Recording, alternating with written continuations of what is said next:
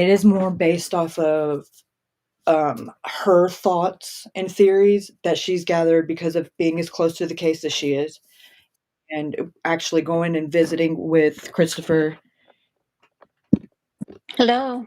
Hello. Hi, is this Kaylee? Yes, yes.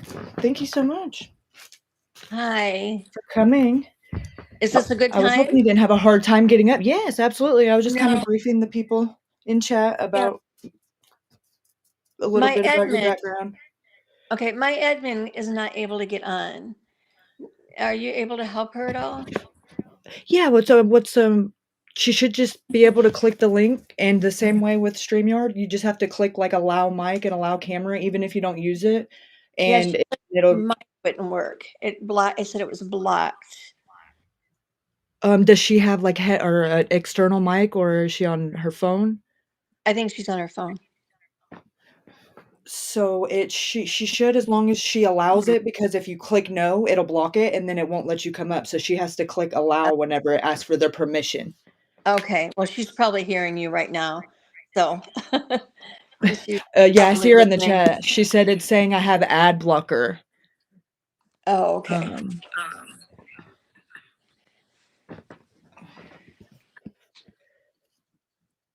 yes, the chat is welcoming you. Thank you so much for coming. Welcome, Brandy. Um, I was watching a little bit of your stream that you was on earlier, so I was kind of giving them the runaround as far as the first book and Oh, the yeah. 7 sentences and stuff, just to kind of avoid that, because I'm sure it's like a thorn in your side to have to Oh, keep very talking much. about it over and over. It's just ridiculous. It just is something that, just to add to the many things that has happened to me since Christopher Watts, it's like somehow it's, I don't know how to say, I hate to use the word cursed, but it's like there's something connected to him that if you're connected to him, it's just like a bad aura, if that makes Right. sense. I Uh, get that vibe, and even people that have done, like, spirit stuff with that line, it's just everybody I have definitely got that vibe enough to where I'm like, "Well, I'm about as close to it as I'm willing to get." Like, yeah, I don't want anything attaching to it's me. evil. Yeah, there's an It evilness about it. And literally, it's something that you have to pray away from yourself because it's just, yeah, there's an evilness there, a darkness like nothing I've ever experienced. And of course, he was my first experience in anything like this. But even all of the other murderers that I talked to, which is several, I don't get, it's all evil and it's all bad to do what they've done, but there's something about Christopher, and look at the people that it's drawn in, that it's pulled in, and the amount of chaos and the amount of just unbelief of people that hate each other and tear each other apart over one What man. Right, uh and what they believe, right. yeah, Mhm. yeah, It it's is strange. it is very strange because, I mean, it attracts people from all over the world, like, It not does. even just here. Yes, Australia, UK, Germany, France. I get messages from people literally all over the world that have been affected by this crime. So yeah, it's a worldwide evilness is what it has become. Uh, I think it kinda gives people, to take pause, because when you look at it on the surface and just see it for what it is, it's like, "Oh, well, God, if he could do it, that could be me." Like, is my husband just gonna decide that, that there's no easy way out? And, it just kinda makes you wanna get into the details and say, "Well, where's the red flags?" Or, "How can this not be me?" exactly, because Shanann, I guarantee you, never even had a thought that he would do something like this to her, even though they were having No. some issues. Every marriage has issues at one point or the other in their Right. marriage. And of course, he was having an affair, but still, I can guarantee you, she never gave an inkling of a thought that he would ever kill her or the girls or do any harm to any of them. And that's what's scary because he was, before all this happened, before he met NK, he was just your normal guy working and, taking care of his family. And I truly believe that when he started seeing her, it brought that evilness into his life that caused him not only to kill his family, but it attached itself to him, um, and would not let go. And it has stayed with that whole case since then. I think it's because she delved into the darkness that she delved into and that she may still be a part of, the cult that she belonged to, and the things that she did. And she called evil upon them, is what she did. Now, I don't know if you believe that. Maybe some people don't believe that.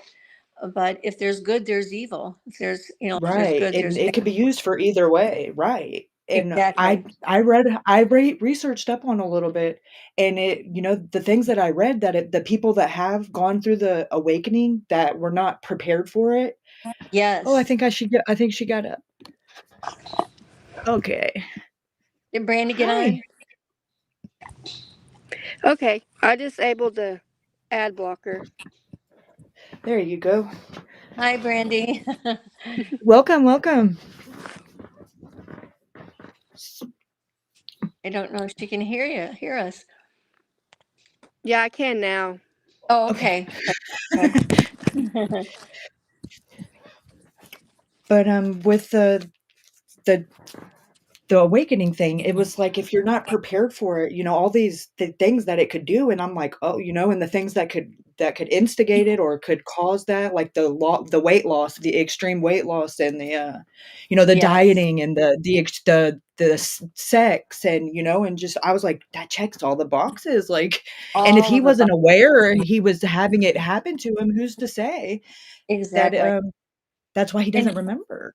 And he knew there was something evil going on. He told me there were some very evil things that went on, in that house of hers, and things that he didn't even want to talk about. He talked about enough of them to be embarrassing, but there was things he wouldn't say. And he told me there are some things he would take to his grave. So how bad must some of it have been?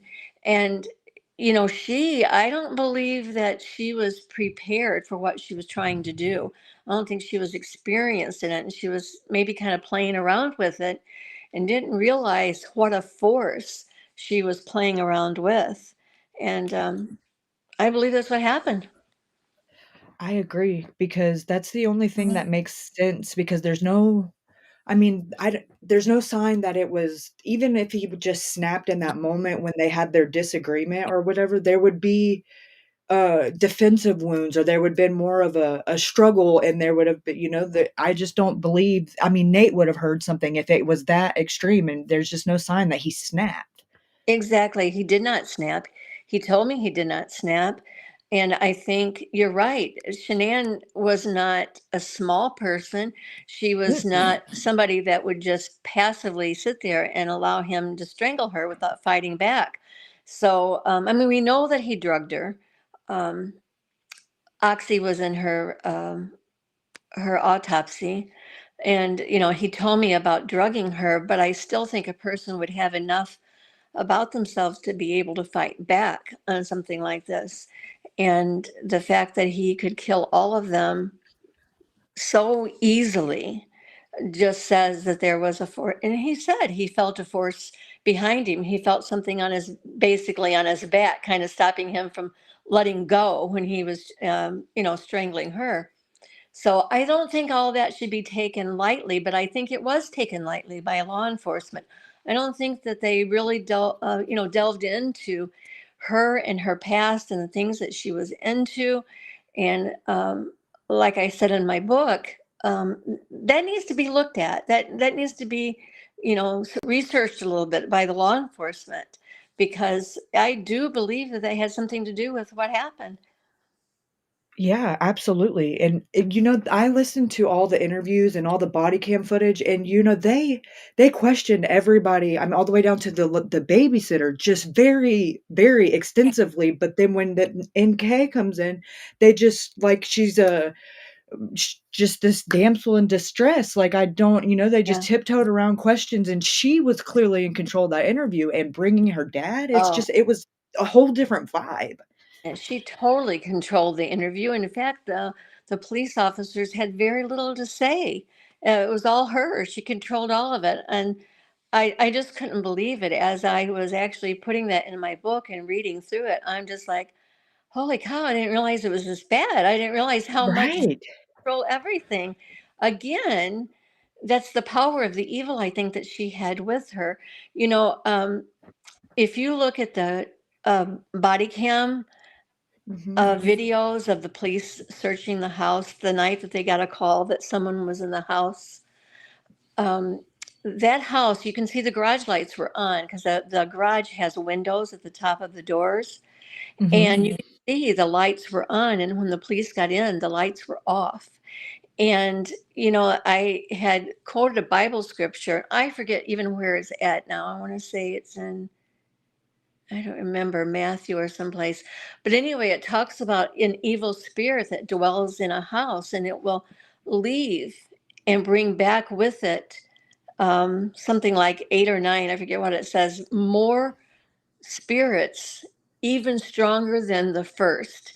And I believe that's what happened in that case. We saw how many videos of you could see something in the window, The you could see the windows, kids coming yes. downstairs. But if you watch that police body cam, oh my goodness, that absolutely would keep me awake at night when I would watch that. It would scare me so bad because oh, it gives me chills right now to even say it. It literally gave you chills to watch that. It was so eerie. It's almost like Right. you could see a spirit in that house. And I talk about that a lot in my book, The Murders of Christopher Watts. I don't know if you've read that one. Yes, I did. I Um, read both. I didn't know that you yeah, had 3 books, actually. I'm gonna read your second one, soon, but, yes, I do have the first one and the most recent one. yeah, yeah. The Murders of Christopher Watts. I have a lot more information about the spirits that dwell in there and how the woman in the black um, attire came in, was seen going into the house after the And not murders, coming but out, right. not coming out. And is that not eerie to think about? I mean, Yes. that to me is such an evil, eerie thing. And that Uh, whole vibe, like, you can see when the police like, he's clearly not saying anything, but you can hear it in the way that he's breathing, like, when he keeps pointing his, flashlight and firearm, like, towards the yes, kitchen, like, he yeah. is on edge, you know? Like he saw something, or he kept Right, getting and they spend a a lot of glance of time in the something. basement, right. Yes, yes. And so there's so much of that in this case. And I think, honestly, that that's what has drawn people in so much. People can't figure the case out because you're not going to figure out the evilness that's there. It's not, you're just not going to figure it out, you know? Right, Um, there's no logical explanation. right, right. And, a lot of people I know for myself with true crime, I like to, sink my teeth into facts and forensic evidence, and with this case, like, all 2,000 pages of the discovery, and there's little to nothing but a theory. There's no Exactly. evidence to back it up, and I that know. makes it crazy. I know my son had said if Christopher had just kept his mouth shut and not said anything, he would have got away with the perfect crime. They would have never um, and they would have never guessed that he put those bodies down those oil batteries. There's no way Right, they would ever figure that that's the out. only thing that he did was point out the direction and who was in which tank, which only Yes, says that he was involved with the disposal, unequivocally, but the fact of the matter is his account and Rourke's account of what happened is not possible because the dogs would have been going crazy in the house and at his truck, and there was no signs that there was anything of decomposition that happened. There was no sign that there was any murder that happened. So can you say it happened like this and then come to find out Christopher says it happens at the oil field? Well, that means you just convicted someone of 5 life sentences of something that you weren't sure about. It's a theory, and I'm not saying he should be out because he's where he belongs, and I'm yeah, pretty sure he knows that, but I yes. don't think he's the only one that should be there. Well, no, I don't think, in my opinion, if you read my book, I don't believe that she had a hands-on. This is my theory. I don't believe that she had a hands-on with him. And this is from talking to Christopher. I do believe that as much as I talked to him, had he remembered anyway that she had a hands-on to the murders, I do believe he would have told me. But it's just To me, it was all a mind thing. And I don't really think that I don't think she meant for him to kill his family. I don't think that was something that she was wanting him to go and kill Shanann and the girls. I think what she told him is to get rid of her, get rid of Shanann, get rid of her. And in his Oh, and he mind, took her, like, literally. Oh he my took her goodness. literally because that's his mind. He's like that. He's been Right, used to and he's being told very what manipulated by women, yes, you can just tell, very, he's very it's easy for him to very just much so. listen. Oh, goodness. So do you believe that he's remorseful, or does he come off, like, smug? Or, like, In when the he talks about it, his eyes turning black, like, I wanted to ask you about that, like, what is that like seeing that Yeah. real time? Well, it's awful. And as I have put more and more thought into the whole thing, in the beginning he seemed almost like it was exciting for him to talk about it, like he needed to talk about it. But see, I was the first person that he had seen since he had been arrested. Um, and went through, a trial, not a trial, Really? but went through his sentencing. He had not seen another human being other than the men in the jail, but he had not been with anyone, to sit and talk with them. So he was very anxious to talk to me and give me all of the details of everything. And that's why I don't think really that she had any hands on with it, because I think he would have told me then. His eyes would literally turn black when he would talk to me. His face would change. But as time went on and he had more and more memory of everything that had happened, because he traumatized himself so badly that he was not totally um, remembering everything that had happened. And so as time went on and all that trauma kind of settled out and everything, I see some remorse that I did not see in the beginning. So I know he's very remorseful that he got caught. I know that for Oh, sure. yeah, absolutely. But Um, he doesn't seem like he even considered that as a possibility, like, he never anticipated to be caught, like, and you just mm, have to be really narcissistic and arrogant to think that your entire family's gonna disappear and you're not gonna and be looked at. you're not going to get caught, right? And he told me he never even considered the fact that he would be caught. But he is smart, and I think he did think that he was smart enough to outsmart the law enforcement. Again, I have always believed that Christopher has Asperger's and are somewhere on that spectrum of autism. He's very functional. He's smart, but he's strange in the fact that he does not have any social skills. Um, he can't look you in the face when he talks to you. So he's on the spectrum there somewhere, I believe. And he was never tested. And once he went to Wow. prison, his family didn't want him to be tested. His lawyers didn't want him to be tested. I think it was a big mistake. I think he should have been tested. It may have given some answers, but he had that experience also with his. I don't know if you remember him in Murders of Christopher Watts, how the story of his grandparents that came into his cell that night. Oh, yeah, and Cece And and the ball. yeah, and that is as real to him as me and you sitting here talking. It was so real to him. And so, again, more evil that was added to that whole thing.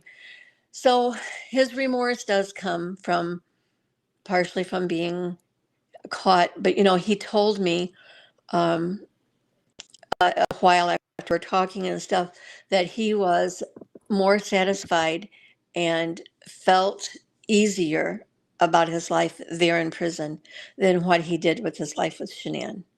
So Wow. I don't know. Does that say remorse? I'm not sure that it does. I don't even know, like, but that kind of goes hand in hand with what you're saying, like, because I know, I have a stepson that's on the spectrum with autism, and when you're autistic, like, you like structure, routine, Yeah. and, things to be the same, and it really makes them uncomfortable and almost, we call them flare-ups or blow-ups, if we was to change up his routine and change his Right. school suddenly, or even change the time of day he goes to sleep and gets up just suddenly for no reason, Right. he would start acting out, and he'll start, he'll start hitting and Right. fighting, and just he gets completely, like, out of whack. He Mhm. likes very, very much so to have routine and Yes. structure, so that would make sense, though, Yeah. because I'm sure now he feels almost, more, like, just comfortable, because you don't have to worry about anything.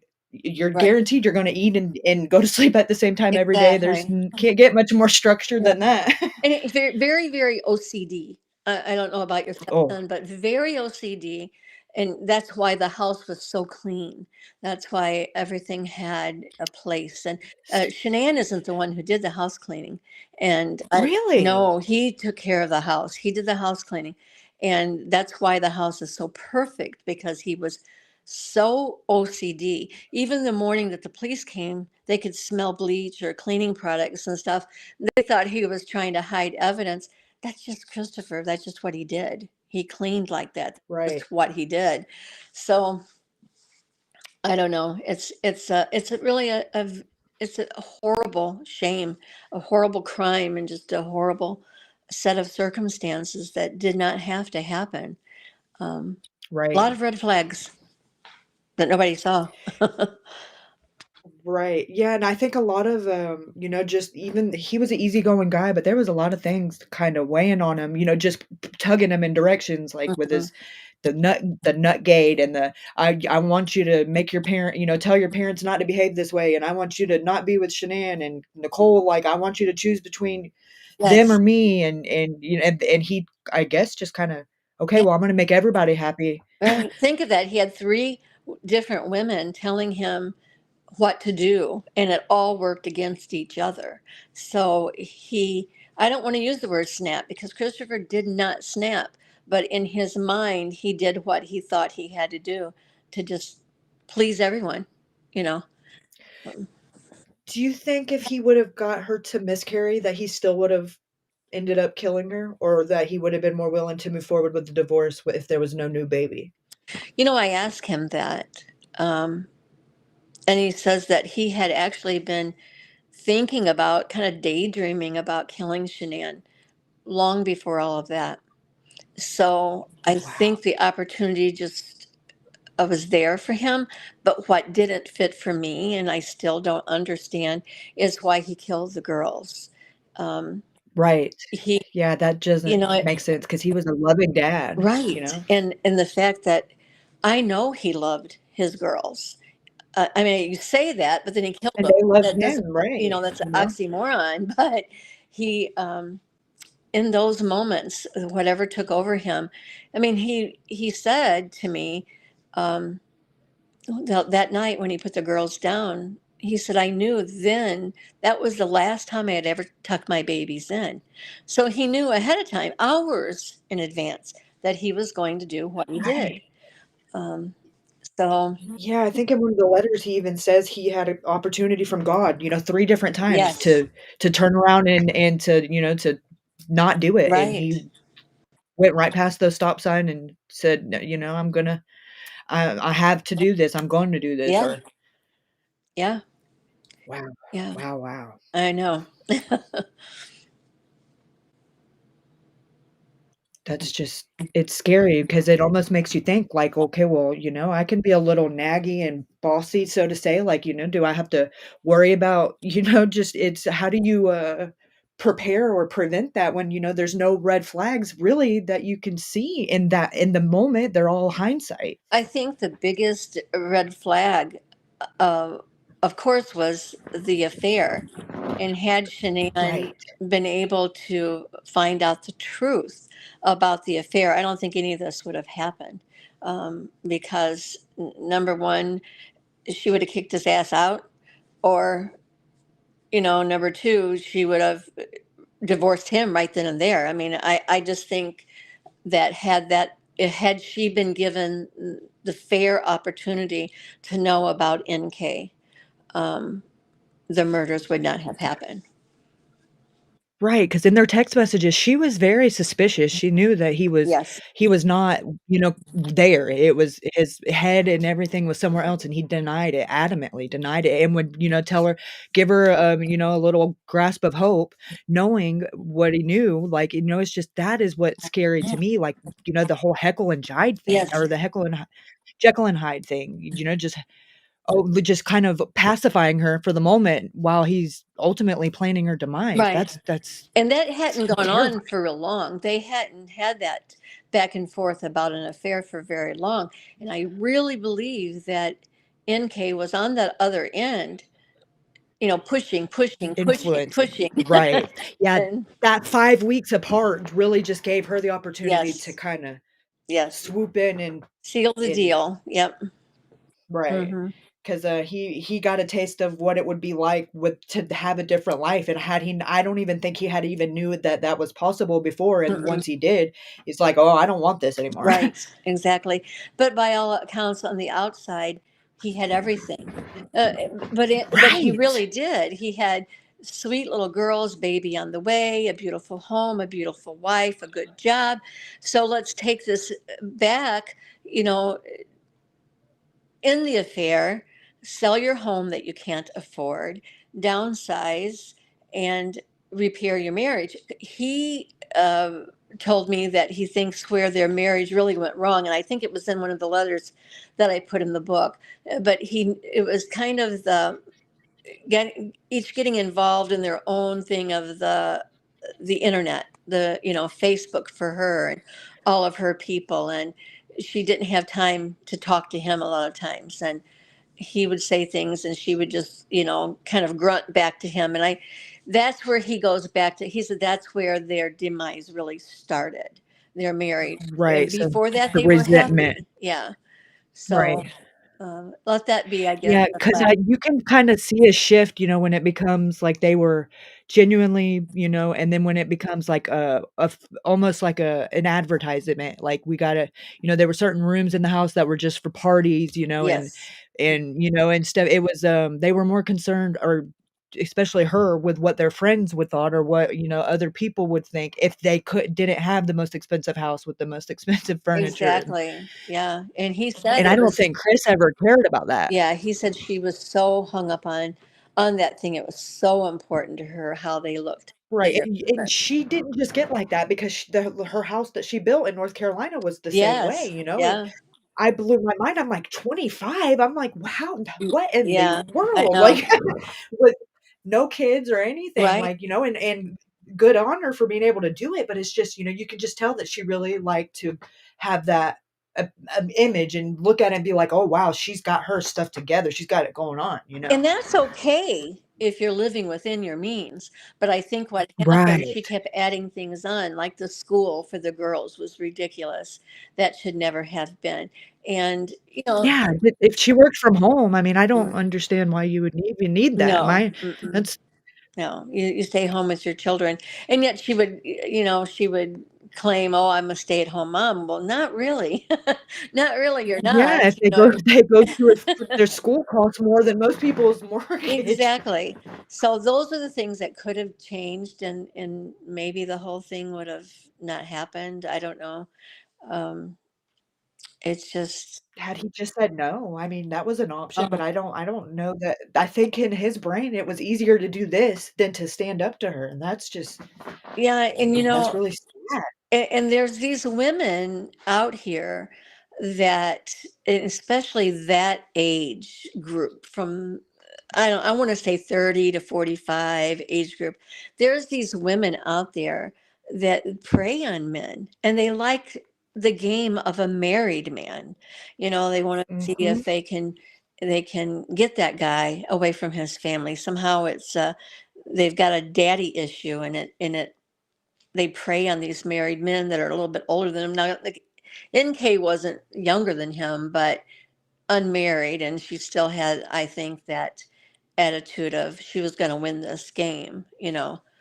Right, and I think had he just left Shanann for her, I think she'd have got bored with it the first few months that, oh, okay, well, that was fun. I just wanted to Right. see if you were willing to walk away from it all. But now that you did, like, Exactly. I totally agree with you there.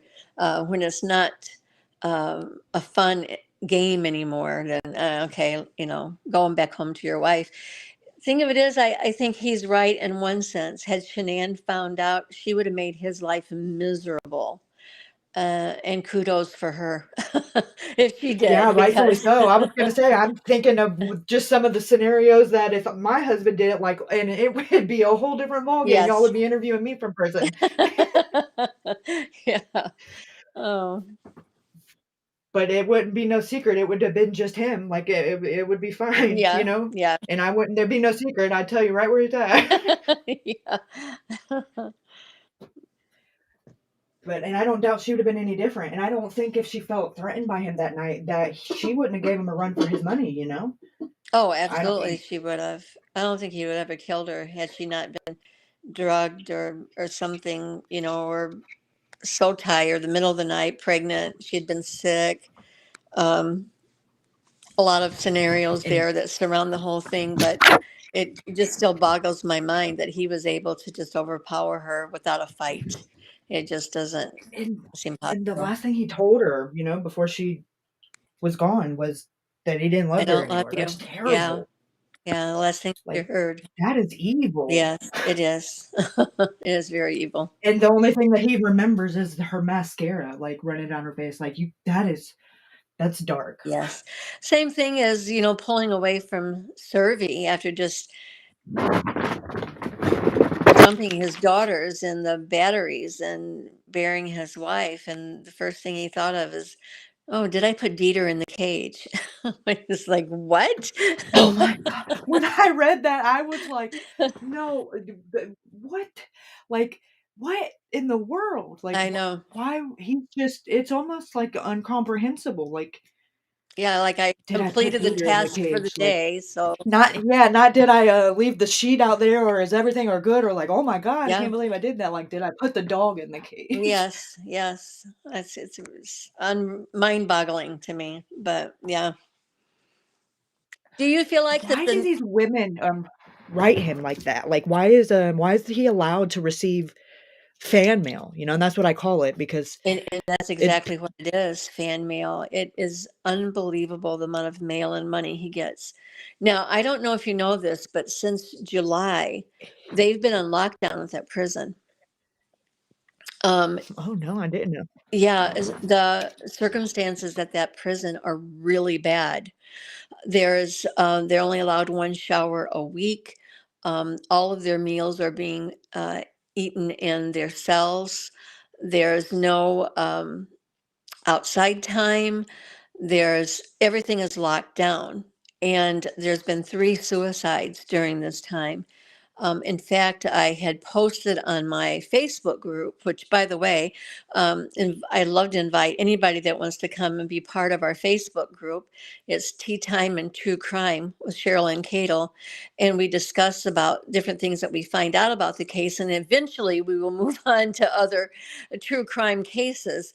But I did post on my Facebook group articles that one of my the girls in our group had found, and she keeps me updated on the things that are happening at the prison. And they've been in lockdown since July, and nobody's heard from him. Those of us that do hear from him, nobody. And I don't know whether or not his parents have heard from him, but nobody else hears from him that has along the way, and we're assuming that's because of the lockdown. But it's kind of sad in one sense that because it's like being treated kind of inhumane. But you can look at it the other way. Well, it's pretty inhumane what you did to your family too. But yeah, so right now nothing. I don't know if he's allowed his mail. I don't know if it's just sitting and waiting or they get it to him eventually. I don't know what's happening with that. But yes, he's got quite a fan club built up, and it's money every day coming into him, and cash is that's coming into him. So, It's gross though, because I mean, I've read some of the ones in the Discovery, and they're, like, sending pictures of themselves and, yes, like, attracted to him, like, wanting to romantically be involved, and, like, yes, what? yes, Like, and God, and I thought, that is some high level daddy issues. I mean, I don't understand how you can think, "Oh, this man did this," and that makes you yes. hot and bothered, like, that is It's disgusting. very disgusting, and, you know, he doesn't write those people back, and, some time ago, he kinda drew the line, and he doesn't write any of those people anymore. Um, I don't even think he sends a thank you for the money. He just stopped writing the women or anyone that would write him. He stopped returning mail. Um, I think that it was just so much of it, he just got so tired of dealing with it, and he just, you know, in the Is he trash. in general Was he in a general population, or has he's been in solitary this whole time? No, he's in general population. Yeah. Wow. Yeah, he was in solitary for, or what they called protective custody up until, oh gosh, well, at least the first 2 years he was in That solitary. is crazy. Yeah. Now, I get he's a monster and all, but that to me, like, that is definitely cruel and unusual punishment, like, and that will make any sane person crazy. Yeah. I And mean, and that's why there's been suicides because some of those men cannot take it. You think of a little 5 by 7 cell, um, and you have to live there 24 hours a day.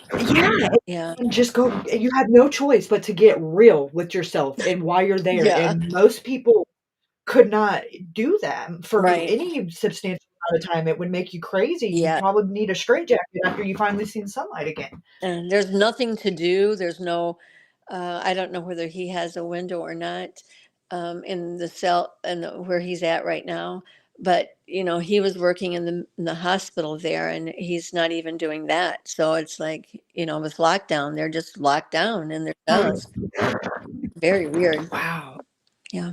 Yeah, like, is was there, like, maybe someone tried to get out, or is there something going on in there? Like, what caused them to lock down like that? Well, I think what's happened, because of, I do know someone at the prison I get a little bit of information from.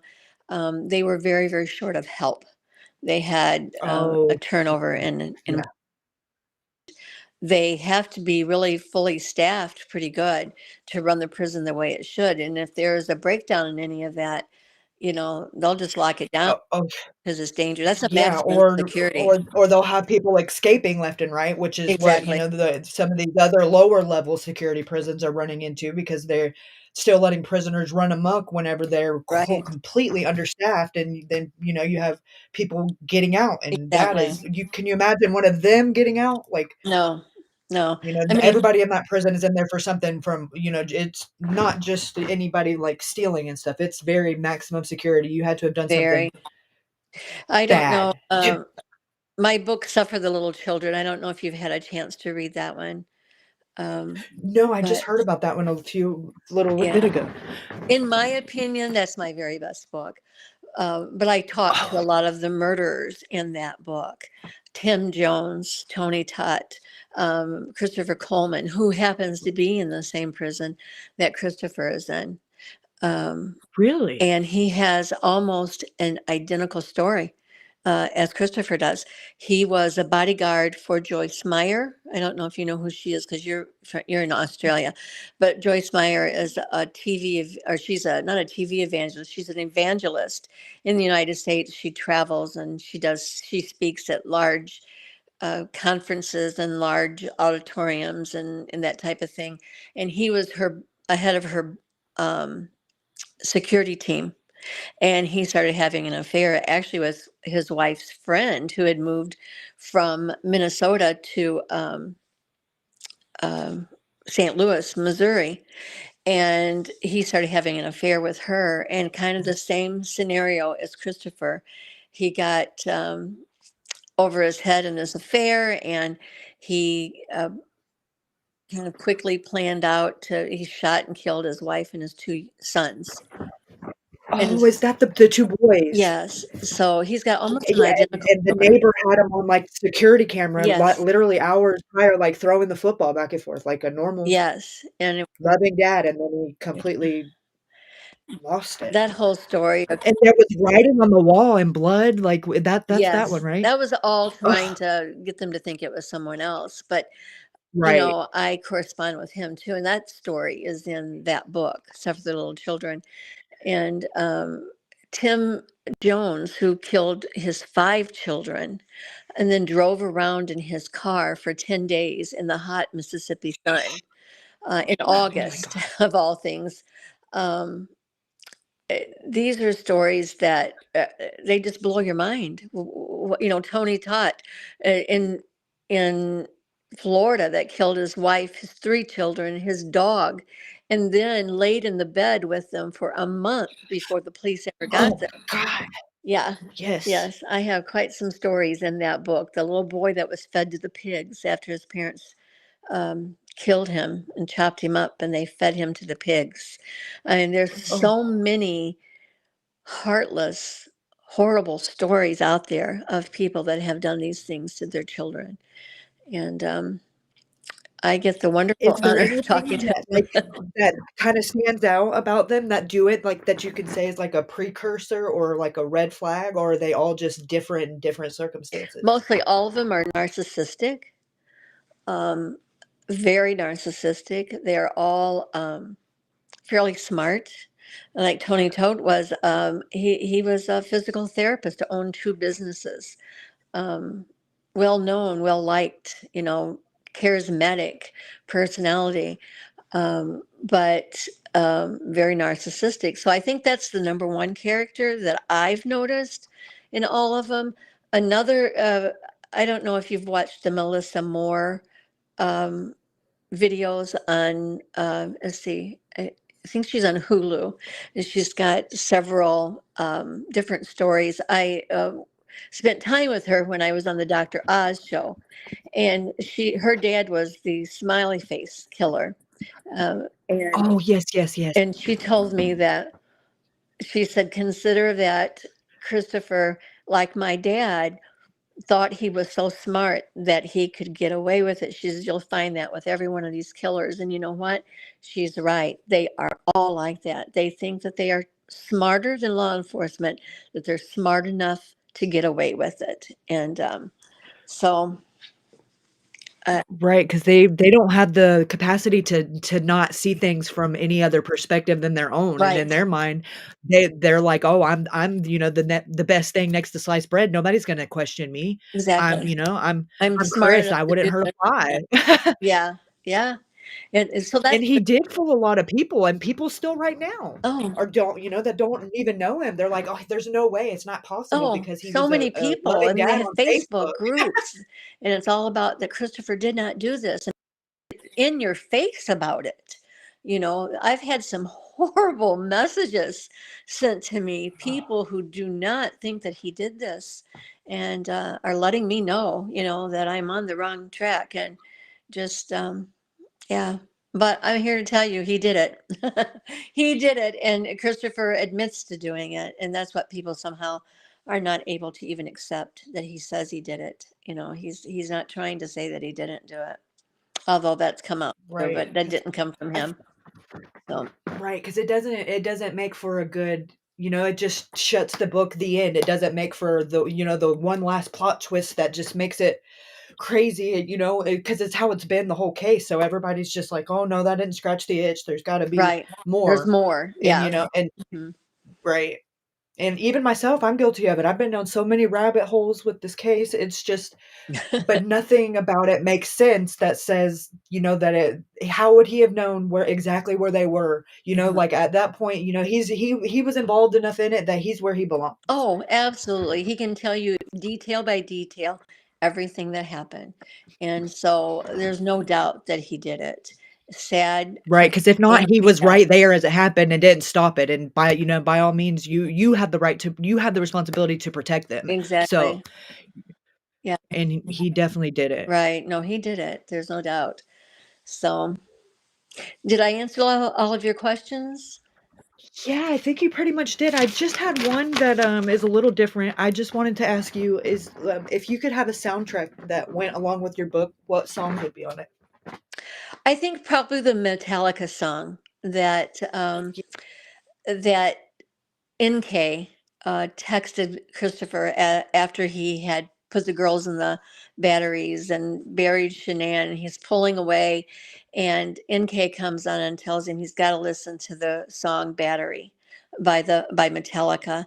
And have you read those words to that song? Yes, I have. I Yeah. actually read it like without because it's hard when you listen to it to sing it like you don't, you hear the words, but when you just read the lyrics Yes. without hearing it, it almost makes your skin crawl. Yes. Like, Yeah.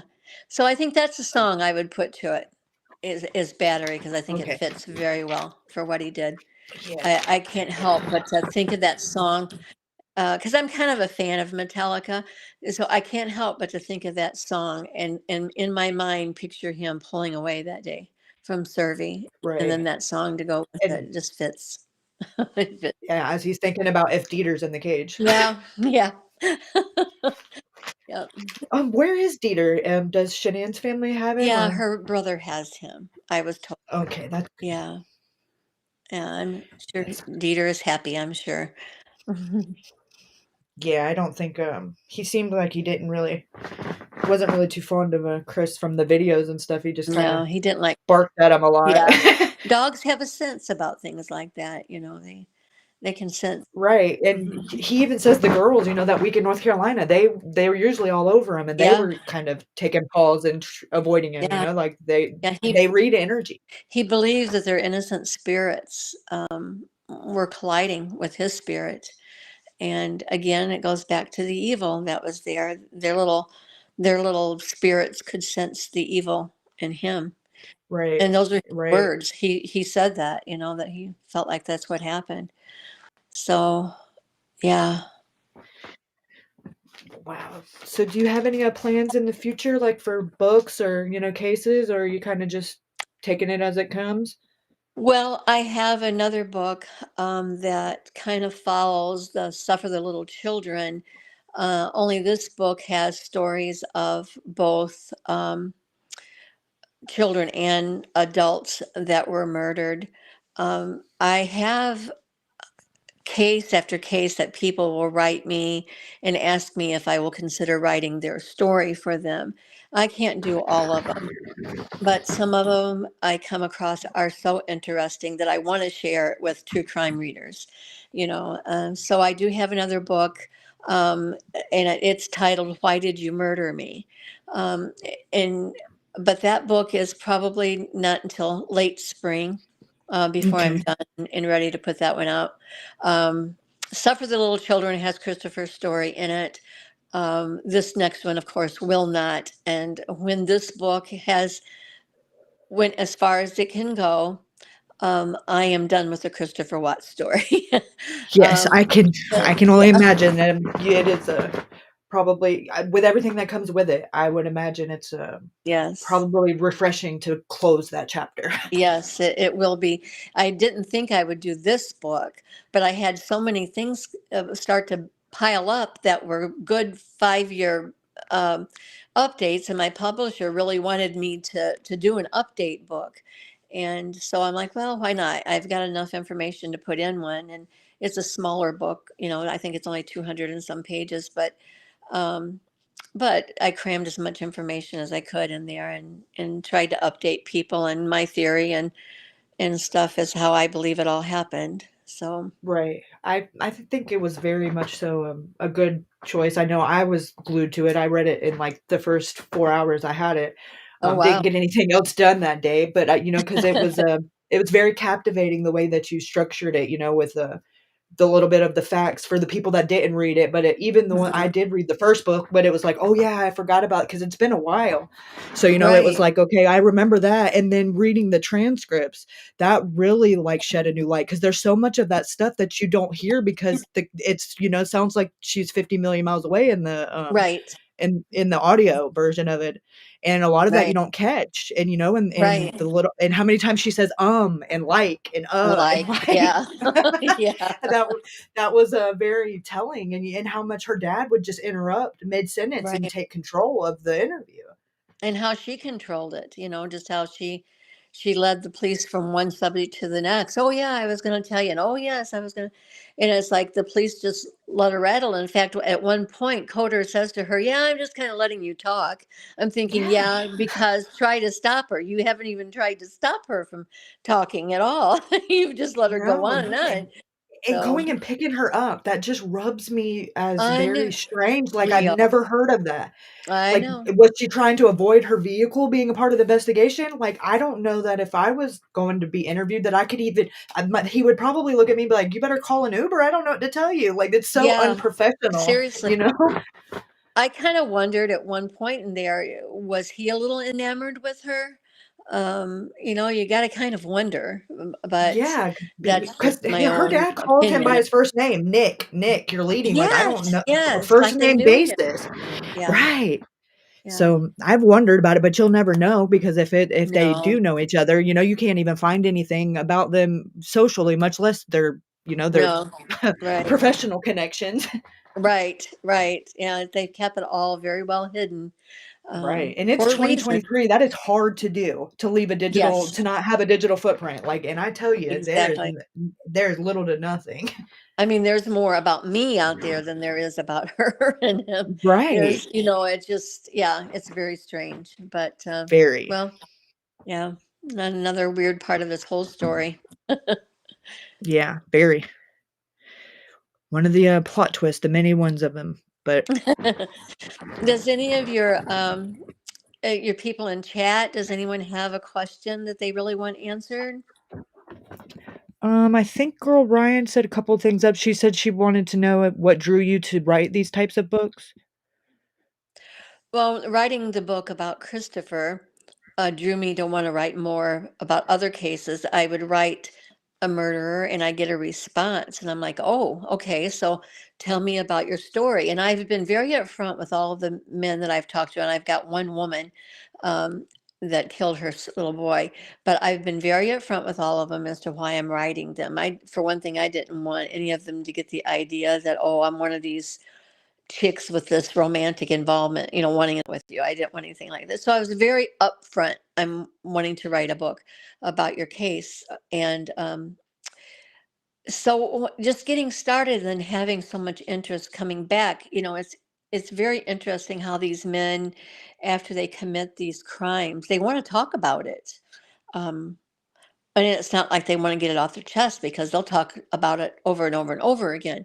So that drew me to want to write more and more stories. What drew me to Christopher was seeing him on the front porch that day. You could tell that he was uh, guilty. And I'm sure I'm not the only one that felt that way. I looked at him, I listened to him. I told my husband, he is so guilty. He is the one. He knows where those kids are at.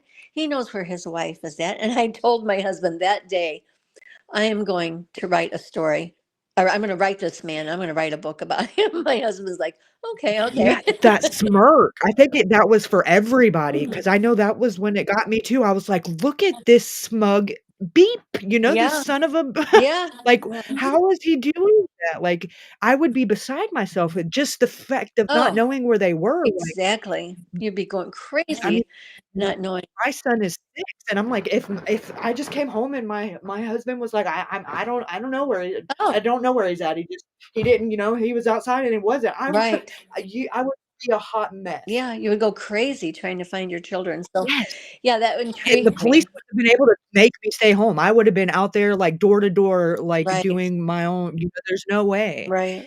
No way. But he didn't do anything like that. So I knew. And I didn't do anything any different than anyone could do if they wanted to do it. I think the difference between me and just somebody else is the fact that I was very determined to not only do it but to complete it.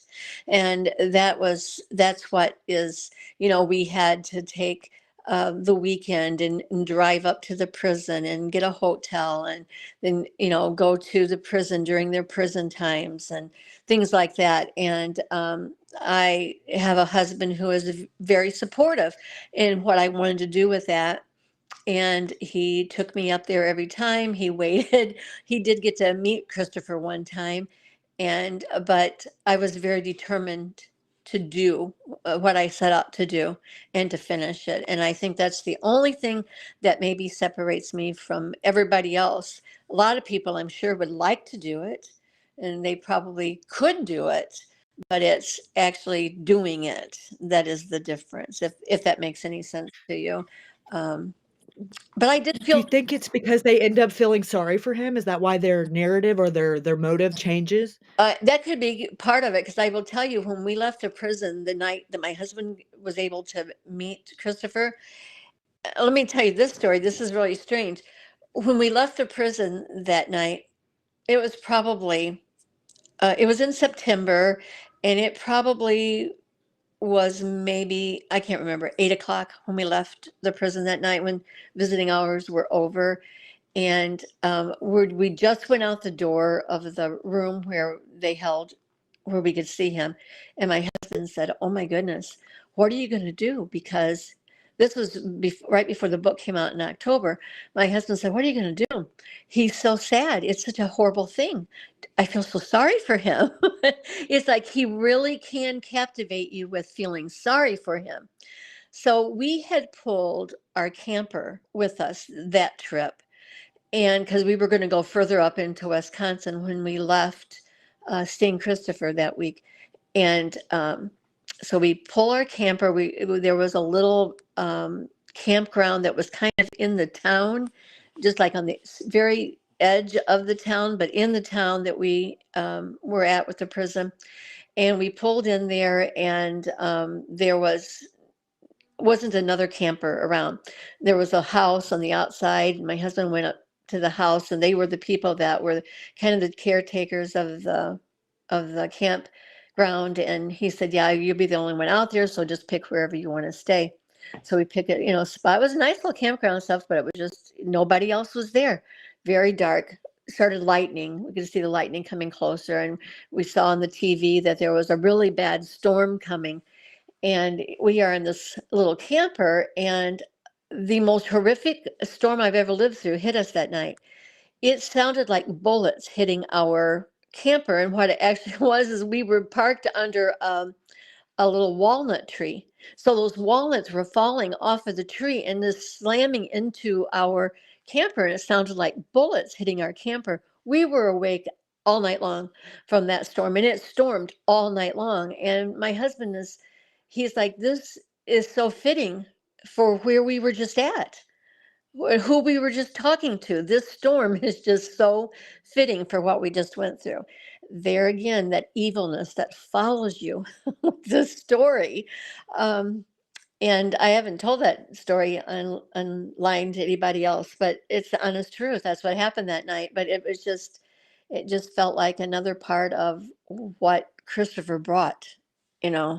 Right. Um, It it was did weird. it really, like, you did have to, like, shake yourself out of, feeling sorry for him just by natural instinct of, Well, I was already there. My husband had to kind of shake himself out of it. He did say the one thing that bothered him is, I had walked over to get a drink out of the vending machine for Christopher. And when I did, he said that Christopher was talking to him about something, and he referred to what he had done as, the night of that whole thing with Shanann. My husband said he thought the whole thing was shenanigans. You mean when you murdered her? Because, Yeah, like, he's so you know just matter of fact, like it was just yes, a last Thursday, part just, of his another day. day in the neighborhood. Yeah, Yeah. yeah, just another part of his day. So that kind of helped shake my husband out of it, because the more he thought about it, the more he realized, how he didn't like that. And so yeah, I had already gotten to that point, though. I was to the point of not feeling sorry for him anymore, just through conversations and letters and different things. I knew Did that he he was really a bad seed. did he ever cry, like, physically, tears, like, cry? Oh no. Oh no. Never. Does he have that ability? I don't know if he has that ability. If I had to guess, I would tell you no. Um, Because even, when he gets sentenced or when they do the victim impact statements, like, that was I zoomed in and really studied his face, like, he's making the right facial expressions, but there's no tears. the only time that I know of that he cried is when he was in the Colorado prison With and his he was dad, so right? Or scared. Um, it, oh my it, goodness. it was the night that they had arrested him. I think that was the night. And it's in my book, my The Murders of Christopher Watts. It's in there. And I think it's in one of his letters. He fell to his knees and he cried. He said he sobbed so hard that night, um, asking God to forgive him for what he had done. And people need to look at that. If nothing else, they need to look at that letter that he wrote, where he put on there how he fell to his knees and sobbed because of what he had done. He had seen himself through the bars. He saw a television that a guard was sitting out in the hall, and he saw himself on the news being moved from one place to the other. And he said it hit him. That's me. They're talking about me. And he said he just fell to his knees and sobbed. Um, and that's the only time that I know that Christopher has cried through this whole thing. Of course, he may have that we don't know about, but I saw no signs of any kind of emotion out of him ever. And Wow, and that even comes off like, "Oh my goodness, this is how everyone else is gonna perceive me now." Like, it's out the cat's out of the bag, yeah, because it hit for him whenever he seen himself on the news, like, not he had a couple of moments that it should hit him before then, exactly. You would think. Yeah, and I mean, but he doesn't get to see the TV, so I can only imagine the lack of what he knows that's the stuff that circulates, especially YouTube, not even, mainstream. yeah, he would always ask me from time to time about different things, because and it didn't hadn't dawned on me that wow, he doesn't know any of this stuff. All the stuff that happened after the crime and when he was first sentenced and everything, and all the different things that were going around, all the different rumors and all the different stories. He knew none of that. People would have to tell him, Wow. his parents, or I would tell him things that were going on. Now I'm sure he talks to other people too. I know of one girl that we've made good friends, and she writes with him and talks to him. And that's in my book, my Oh, The Many Faces. legacy? No, this is another girl. I didn't say Another her name in the book, but she's just someone that um, writes him, and he writes back. She's more of a kind of a counseling friend. Um, Do so you notice they all kind of resemble Shanann almost in a way, yes, the ones that he does reach back out to? his girlfriends, yes, they do. They very much. And there was a time that this Anna that he was interested in, she was more interested in him actually.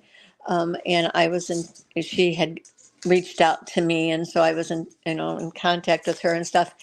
And there was one time that she put her picture on Facebook, and she had dyed her hair, and she did everything she could to look like Shanann. And actually, she did look like her in that picture. Um, but yeah, that's really weird that he does tend to pick people that look like her.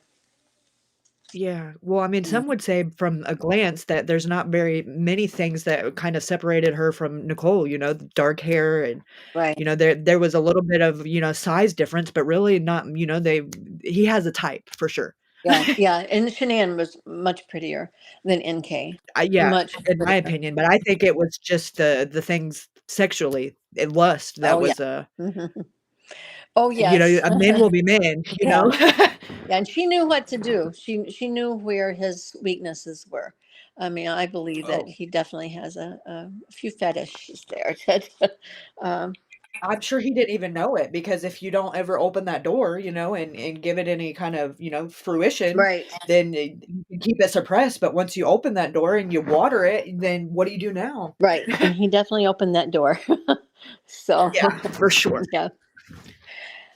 Okay, well, I really have enjoyed my time with you. I'm going to have to run, but maybe we can do this again sometime. Oh, And absolutely, yes, I appreciate you taking the time to come up here, and, I'm so thankful. Anytime that you have any free time or you want to talk about it, or I follow your group, so I will definitely be getting the second book. Good. And after I do, I'll reach out to you again and see if run some quotes by you and see if it's okay that I Sure. kind of do a review on it, and or maybe you can even come up and talk about it, and Sure. that would be awesome. Yeah, I would love to have you absolutely. again. Yeah.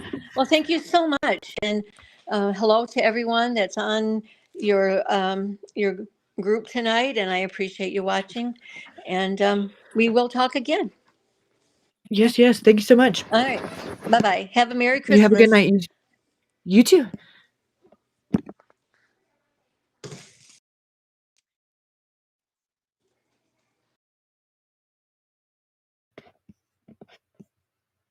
Okay, you guys. So that went really well. Like, I don't even know why I was so nervous because that just kind of flowed really naturally. So that I wanted to take a second, and I have my phone pulled up where I have the book. And if you guys wanted, I was reading your questions in chat, and some of you guys that just got here, she did kind of answer those questions towards the beginning, so I didn't want to be rude and be like, "Hey, kid, ask him again." So she did give me permission to, use some quotes and stuff from her book. So I was just gonna answer your questions based off of, what she said in her theory in the book in regards to and Nicole and her spiritual dabblings and in having a control over Christopher. So give me 1 second to pull that up and I'll do that. It's called The Many Faces of Christopher Watts, The Truth and Theories, by the way. The link to that on Amazon is pinned in the chat. I highly recommend it. It's a 214-page book, 16 chapters, and very, very interesting, in my opinion. Very, puts a different, it doesn't really change what happened, but it, just like we've suspected that he was being pulled or pushed or, encouraged by other forces. And that just depends on where you stand at spiritually. Well, yeah, hold on, Belle. I'll explain. It both. It's spiritual and sexual because there's this. I know I'm gonna butcher it. Danielle is here. She can probably correct me on how to say it because it's called It starts with a K. Kundalini or it's part of the. It's like a ritual, and sex is a part of this awakening. And they were definitely having a lot of weird sex, so to say, to put it mildly. Pineapple juice.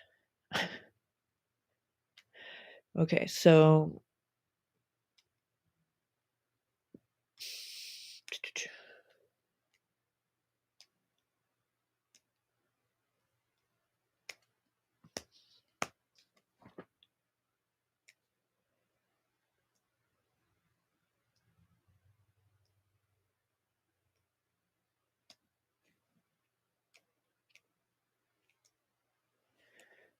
missing chapter.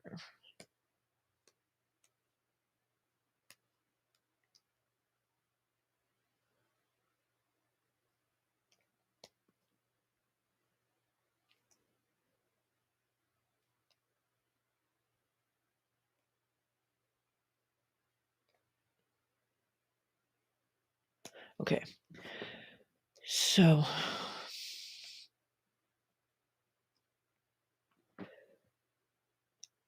Christopher and Nicole started an affair in early June of 2018.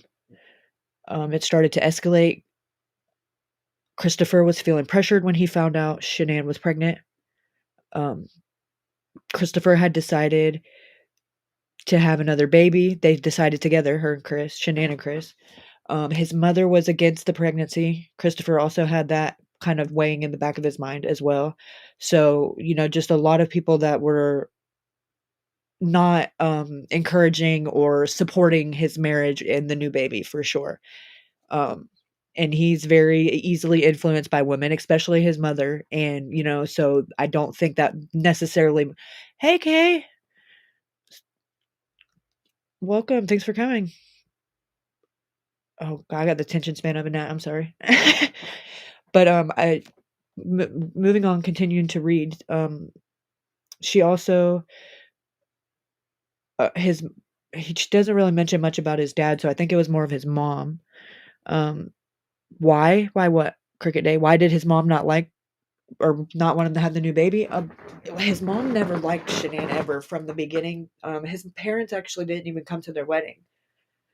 There was like a last minute little feud between him and his mom and her and his mom and his sister about wedding invitations, and apparently it got it was blown so much out of proportion that they chose to not come to the wedding. The only ones in Chris's family that came to a wedding, I believe, was a cousin and his grandma.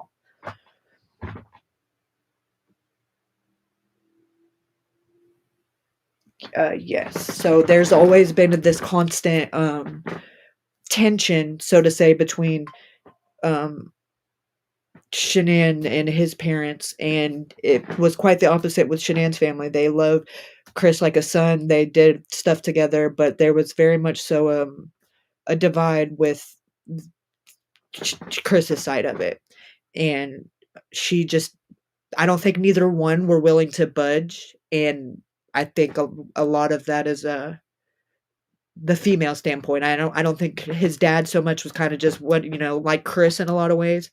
Like, okay, well, if we're gonna be mad. If, she decides we're mad, we'll be mad. But and Chris the same way. And, so if he would just go months or sometimes almost a year long period of time of not talking to him because he didn't want to upset Shanann, and Ronnie would do the same thing with, not seeing the grandkids or not interacting with his son because of not wanting to upset his wife. And it kind of just really spiraled out of control that weekend, when they were in North Carolina right before Chris came up there. And there was it's, everybody refers to it as Nutgate, but it was Cece, the youngest girl, had a very severe nut allergy, and Chris's mom got some kind of ice cream or had something put out where it was easily accessible that Cece could have got it, and there was a very big blow up fight. Shanann had her dad come and get her, and that was kind of the build up, because that was, just a couple of weeks before the murders it ended up taking place. But that set the whole tone when, because they didn't, they had Cece's birthday party there, and they didn't come to the birthday party, which Shanann was upset about. But Shanann, in her text messages between her and Chris during that time, she's kind of riding him about standing up to his parents and doing something about it. And why are you not just making this a bigger deal? And, I want you to confront them. And, and at the same time, he's got Nichol doing her influence, and I want you to choose. And then his mom, oh, I don't want you to be with her. I want and I don't want you to have another baby. So him just not being a confrontational person, and ultimately kind of just liking to be told what to do. He's being told so many different things. I think he definitely chose the wrong thing. That's for sure. But he definitely was had, the devil on one side and the angel on the other, and apparently the devil was just speaking a little bit louder. But okay, let's keep going. So Nichol told him that she wanted to give him a boy, and he was on pins and needles until their ultrasound. She had hoped Shanann was on pins and needles because he'd always wanted a boy. Like they were having kind of a little bit of marital issues, and for whatever reason, they thought a new baby would bring them closer together. And Chris agreed to it at the time because she actively made a choice to stop taking birth control, but they didn't expect her to get pregnant as fast as she did. And somewhere in the mix of all that is when he got hot and heavy with Nichol. So it was just, by that time, it was just, there was no reconnecting or re however you call it. There was no reigniting that flame because he was already, his interest was somewhere else as far as that goes. But it says he was being pulled in both directions. He knew he had a choice. He just made the wrong one. Um, the fatal mistake took him down the road of the most horrific thing imaginable. Um, the thing he regrets the most is he allowed it to go this far. The fact that he lost his children and wife, he says that he looks back and cannot believe he did something like this. Then she says, "That's the reason my theory may be the right theory, the real story we were talking about." In his words, the night of, he looks back and feels like he has something that was over him. And if you guys watch this on the replay, she kind of speaks about this at the beginning, like not in a sense of like being possessed, but almost like just um, almost like a I don't really know how to explain it and do it any justice, like, because he's not, well, at least the way she tells it, she's not trying to say, like, "Oh, the I didn't do it, it wasn't me," like, he's aware and acknowledges that it was him and it was his hands that physically did it, but that and he knew that he shouldn't and that he should stop, but for whatever reason or not, whether it be spiritual or just he could not stop himself, like, he couldn't bring himself to stop doing it physically, and, that's very uh she also even says that after that, in that moment, that if anybody would have gotten, he felt like he could have killed anybody that got in his way and crossed his path that day and felt justified in doing it. Like he was just on this high from it, in a sense, like, and just very matter of fact, and just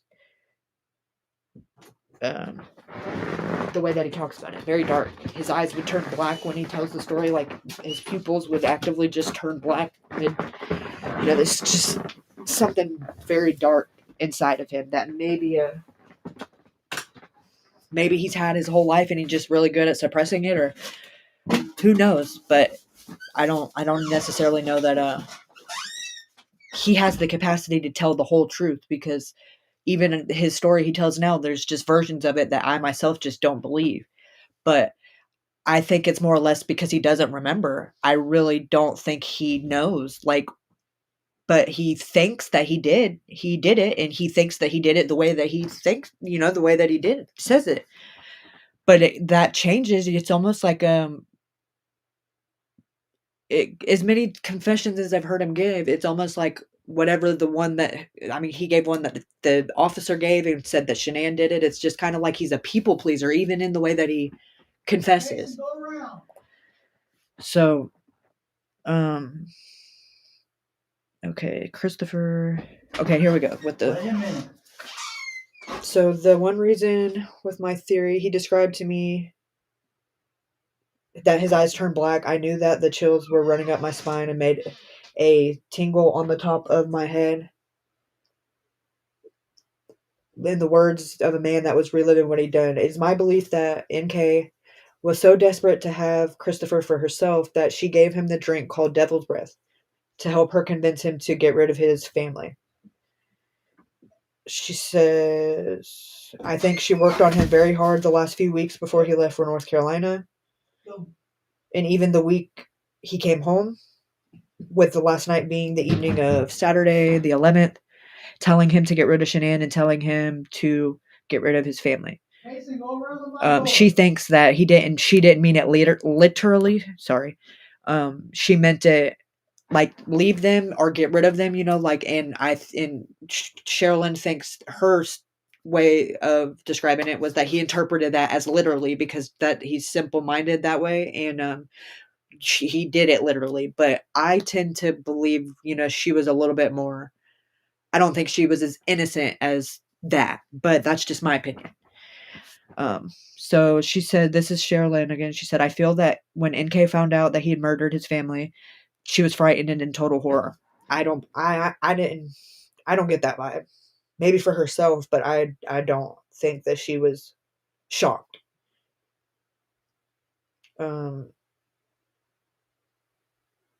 So the most logical thing for Christopher was to physically get rid of his family and start all over. That's why the thought of never getting caught had never crossed his mind. He was following orders. I know it's a theory, but I do not believe I am wrong. This is Cherlyn's theory. This is why NK wanted to go to the police right away to tell them her whole side of everything, and did not even want to admit she may have been the one who have caused this. Christopher loved her. She made sure he would do anything to please her. I don't think she would ever wanted him to hurt his family. But as much as we don't like her, I don't think she's capable of that. I know some things have been said, but I think this is totally a different level. She said, please understand this is my theory after much research and conferring with other people. I do feel most of this can be 100% backed up. My belief is the drinks that Christopher talked about were probably devil's breath. He would tell me how he would feel after being given these drinks. She was telling him she was giving him cleansing drinks, and they were times after the drinks that he was unable to recall his time. Not long after the murders, he did not understand what all that meant.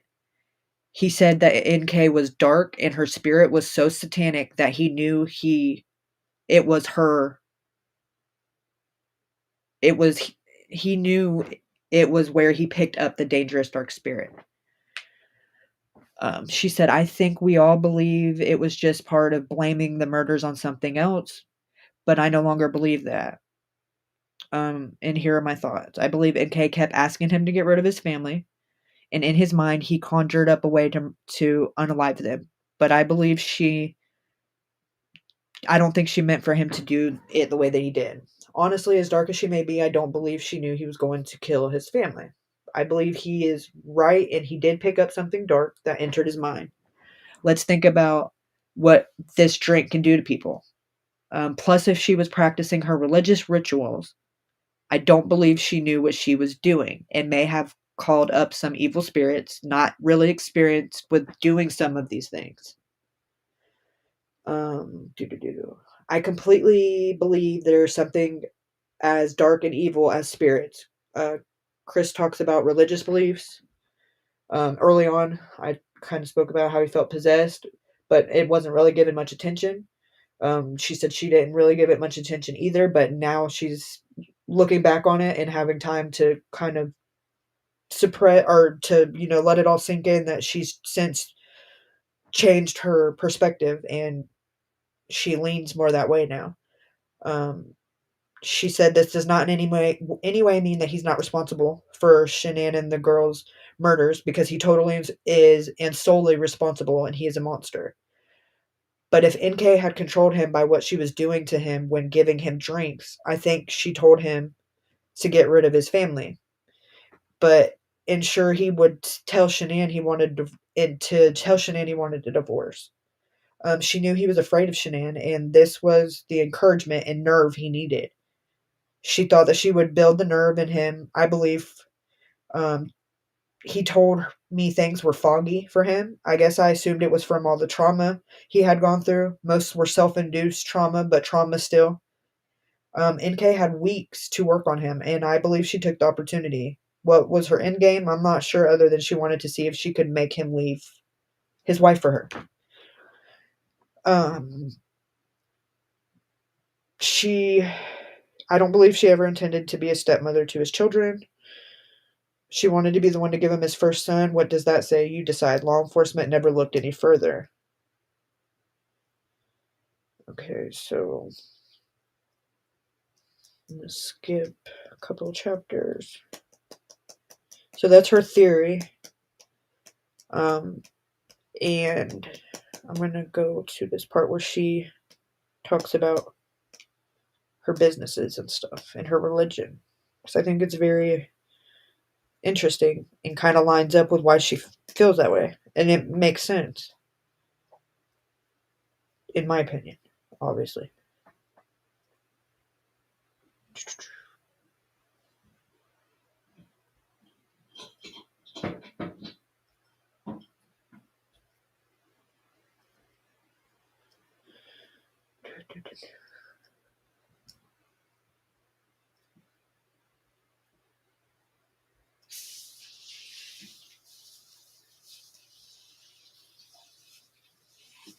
Okay.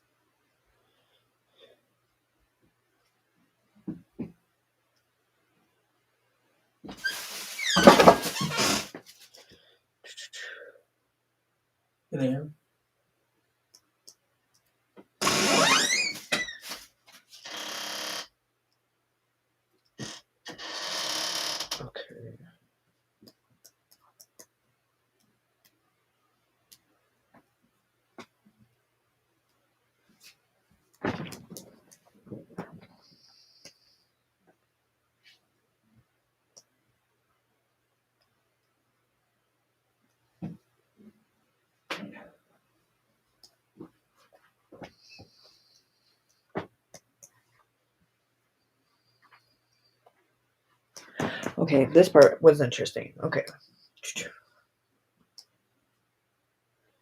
When they talk about, because Nichol says that she comes to the house in July, twice, and Christopher's account of that is, she says that she came to the house and she helped him work out his diet thing set up on this app, and they ate, and she kind of looked around briefly and she left. Well, according to Chris, that was not the case. He left her house because Shanann was like, blowing his phone up, freaking out, like, why are you not answering the phone? And he was like, I'm going to go home, for the day. And she decided, because that he might have had that time alone, I guess, to think, she just showed up at the house. And he said that kind of made him take pause, because, like, whoa, like, are you going to do this when my family's home? Like, so much for being, low key and taking it slow, like she was leading on. But that she wanted him to, I don't necessarily, the way it's worded in here was she started questioning, like, getting insecure, and they got into an argument, and she went out to her truck and was texting him, and after a few texts, he said he became annoyed and told her to come back into the house. As they were talking, in his words, he talked her off the ledge, and she told him she wanted to give him his first son, and they had sex on the kitchen counter because she wanted to leave her mark. And then she became upset, telling Chris she wanted him to decide. So take that for what it is.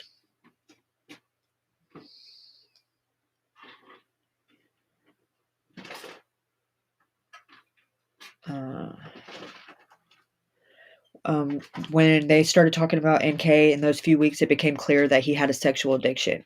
This was not an addiction he could satisfy with Shanann. Shanann was a mom and a wife. NK gave him courage to carry out his dream. Was it the sex he had with her? By his account, their sex was beyond what he wanted. She made him feel like a man. She met the desires of his sexual perversion that he had. However, it never would have lasted.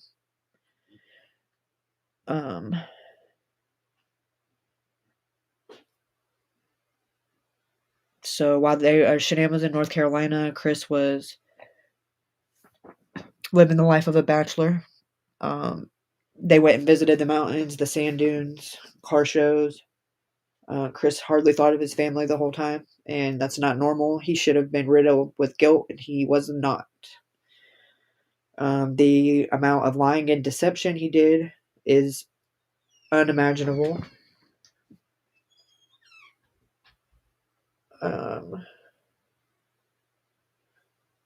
He was free to be with NK without sneaking around or lying. It was a dream for him to have that much time with her. According to him, they had sex up to 6 times a day. And he said that he brought her to the house several times, not just twice, like she said. Some of their sexual acts were so perverted that he told me they were things he would never talk about. Some things that he will take to his grave. One of those things has to do with the sexual things that went on. There were threesomes, they played with objects, and they had anal. If he was looking for a way to feed his sexual desires, this was the person to do it with. They had threesomes and, I believe, orgies. I've also always believed that from the things that was said that Jim was involved in those. I also believe her friend Charlotte was also one of the players in that. I also believe that during this time he had a gay sexual encounter. I'm not sure with whom, but I feel pretty sure it was one of NK's friends. So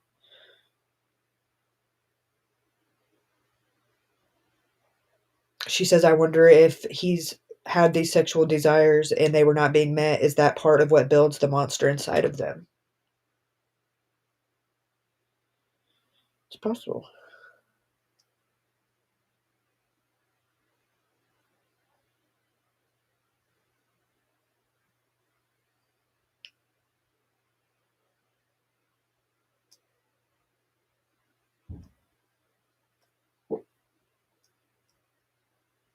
Okay, here we go. So she says, to me, this goes back to the evilness he says he acquired while spending time with his mistress. NK made a drink called Devil's Breath. If it's true that she made a drink called Devil's Breath, it's possible the evil effects were still with him at the time of the murders. This is something he truly believes, and this is something uh, that comes off like he's casting the blame onto someone or something else, but is it? Many people believe it is. Many people believe it is. It's up to you to decide.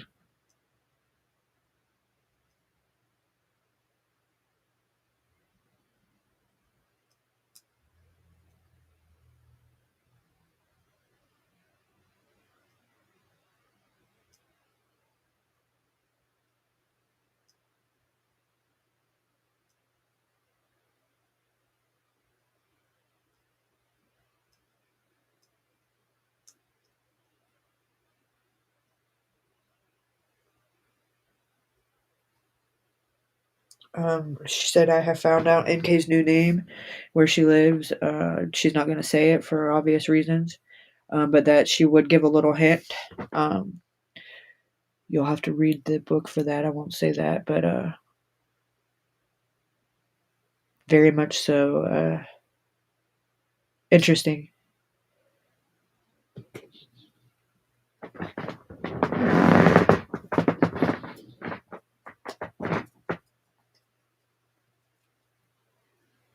So, hold on. I just want to find this part about religion.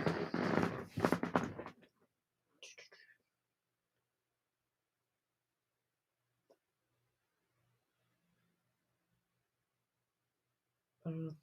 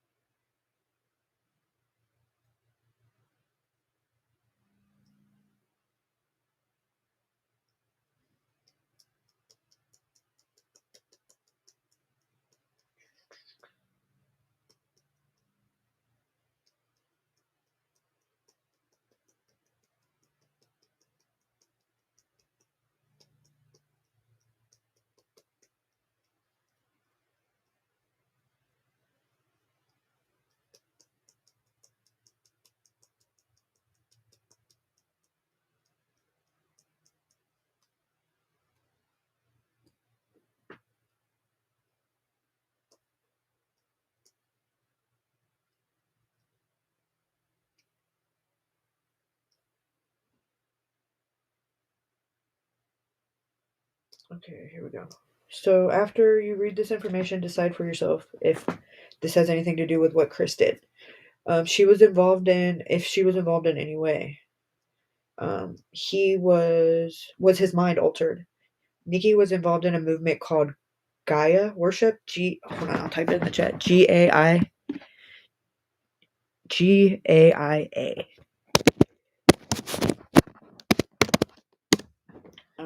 For any of you that want to look into that, the new pagan religion. You can find more on this on environmentecology.com. Let me type that. Environmentecology.com. Okay, Nicole had a business in Aurora, Colorado called Satya Consulting LLC at Aurora Avenue, Aurora, Colorado. Chris said he knew nothing about this business. The company is based on an Indian guru named Sathya Narayana. He created the cult and claimed to be God. He supposedly performed miracles and used. Oh wow! So he supposedly, that's like some Jim Jones shit. Anyways, they were brainwashed and hypnotized. The cult was all over the world, counseling where they brainwash and hypnotize their clients until they are broken down so they can build them up to be a cult member and recruit others. Keep in mind, NK had this counseling business. You may find it interesting. 3 days after the murders, Chris talked to FBI. NK suddenly closed her business. Now, we don't know if it's closed because she's trying to avoid media attention or for other reasons, but it is what it is. Then the drinks, the devil's blood. Also, there's lots of talk about crystals all over her house. He said she would not go anywhere without some of her crystals. She collected them. He was not aware of why, but it was for much more of a reason than he thought. He recalls when they were at the sand dunes that she would take out a crystal, hold it toward the sky, and chant. When he questioned her about what she was doing, he said she was talking to her grandmother, who had passed on. And she would disappear for hours at a time and just leave them in the tent or whatever, teepee. She asked him if he was searching for a diamond for NK because it's in his phone, like the phone data retrieval and the discovery. He said he was searching for a certain crystal she wanted. He was going to surprise her with it. There's a philosophy called Gaian, Gaian,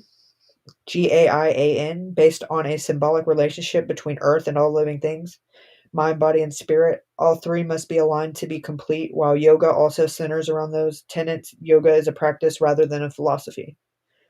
There's a branch of Gaian philosophy, which is a form of pagan religious practice similar to Wicca, witchcraft.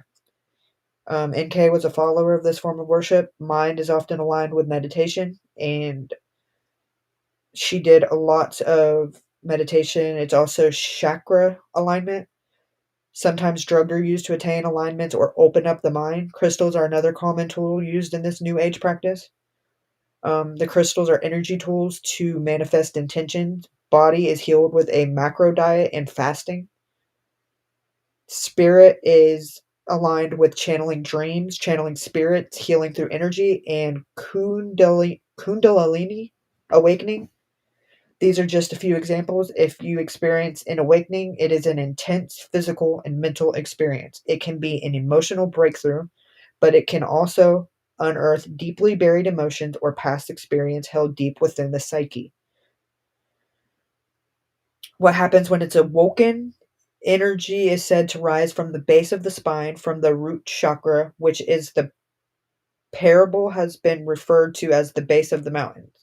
The energy ascends to the peak, which correlates with the crown chakra and the pineal gland. When the or pineal, I don't know, pineal gland is activated, a major change in consciousness is experienced. Be aware and know the signs and symptoms of Kundalini awakening, and be aware of the changes that may occur, so that you have spiritual practices and the support of masters to guide you through. So then it says how to open it or how to awaken it. And according to Dr. David Frowley, the awakening requires that life force enters into the Shushimar central channel. This occurs when the prana is withdrawn from its fixation through the thought process on the external world. This may cause distress and total breakdown, resulting in a major crisis. Some people lose jobs and relationships, others experience difficult emotions from a traumatic past, as if the trauma is being relived at that moment. The test is if they can overcome and learn from the past or be beaten by the same demons from an earlier time. If you are well trained and guided with strong and steady spiritual practices, they are more likely to manage the astonishing changes in sensation. It is sensible to follow a particular path, be trained to know the signs and symptoms, and be aware of the changes that may occur. Suppose a practitioner is unprepared, and you have an awakening spontaneously.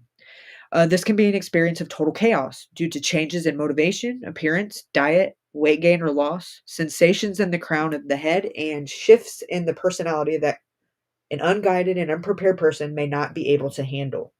A spontaneous arisal of Kundalini energy can happen as a result of intense energy work, drug use, or sexual experiences, abuse or trauma, yoga practices, or life events, explains the doctor. Then it goes on and just says, if you're not rightly prepared, it might cause a ruckus that might feel like a breakdown. Take caution as you explore the energy within you.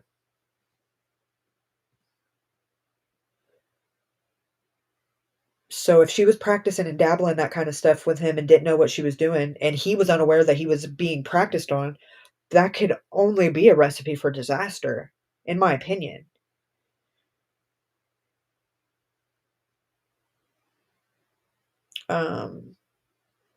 Was this a trance or hypnosis? So an article states that if you use diabetes or to open up for preparation for awakening, at times um, he would complain of stomach pain, that you can open the portal. When you open the portal, you can't control what comes out. Remember, this Kundalini was service her friend offered in their business. Again, I do not believe she knew what she was doing and was practicing. So here's the recipe for that devil's breath. Okay, it's a 1/3 ounce of vodka, 1/3 ounce of limon or lemon cello, 1/6 ounce of Campari bitters, and you can mix it with different things, fruit juice, tomato juice. But Chris says the only thing he remembers about the smoothies was they were red. Then she goes into the urban legends about the devil's breath. It's known in like Colombia as the world's most scary drug. There's lots of things, articles, news articles and stuff. I've done my own research on it just so I can say like I've seen things to confirm it, because when I read it, I was like, what the heck? But apparently it was very prominent like in the early 70s and 80s. It was like a big thing, and especially in like Colombia. But it was being blown in people's faces and soaked into business cards to render unsuspecting tourists and cast like it was now like the same way you would think of a chloroform or something like that, like, kind of just used in that way. It knocks you out for a substantial amount of time. Um, but it's the result, a zombie-like state that left victims with no ability to control their actions, leaving them at risk of having their bank accounts emptied, homes robbed, and organs stolen.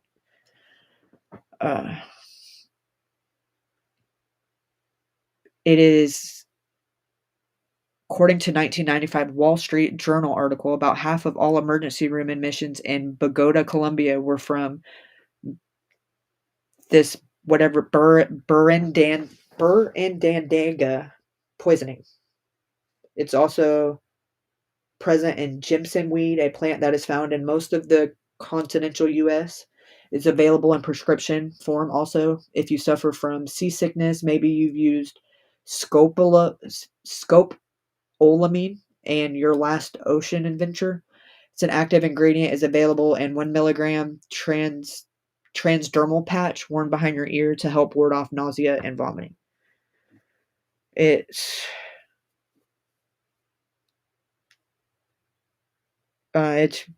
used in low dosage and prevents side effects in most people, but any dosage of this drug, or if used to spike drinks, could cause serious issues. The State Department mentions on its website that it can render a victim unconscious for 24 hours or more. In Colombia, where it seems to be most widespread, unofficial estimates of events are roughly 50,000 per year in large doses. It can cause respiratory failure and death. However, these effects are due to oral administration of the drug, primarily in drinks. It can make you have hallucinations, memory loss.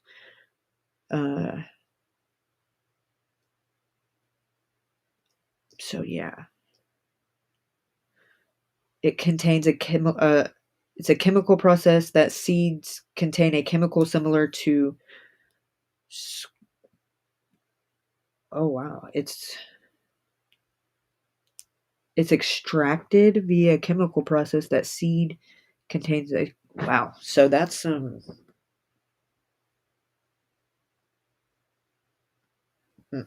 yeah, I don't know why. that would even be a thing. I don't know how these people come up in labs and be like, let's take some stuff out of this seed and mix it here and see if we can fuck people up. I said, nobody ever, I guess. But it sounds like it's the Columbia date rape drug from the sounds of it. Because you have no idea, you don't have any memory of leading up to it or after, during. It kind of just takes you out the game for the time being. And depending on how much you give, it depends on how long you're unconscious. Or it could kill you if you've given too much. Powder. Oh, so y'all heard of it. She was counting his macros. That's true. Oh, really? Stop it.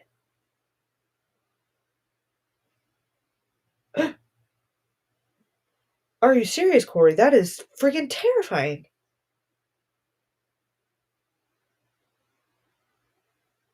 Oh, scary stuff.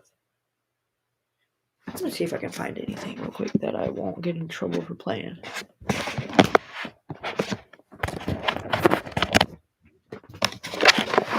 Ow.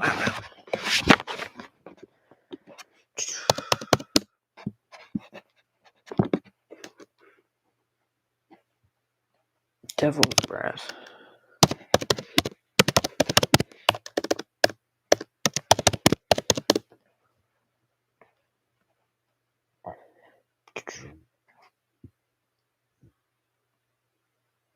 Oh, this is on NBC, so I can play it.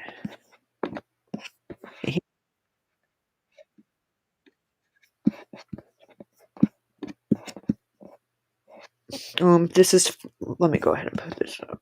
No, I'm not doing all that. This is for not entertainment, educational purposes only. So whatever this, that, and the other, disclaimer, etc. So annoying. And I'm gonna watch this because apparently there's a documentary because it's on MSNBC.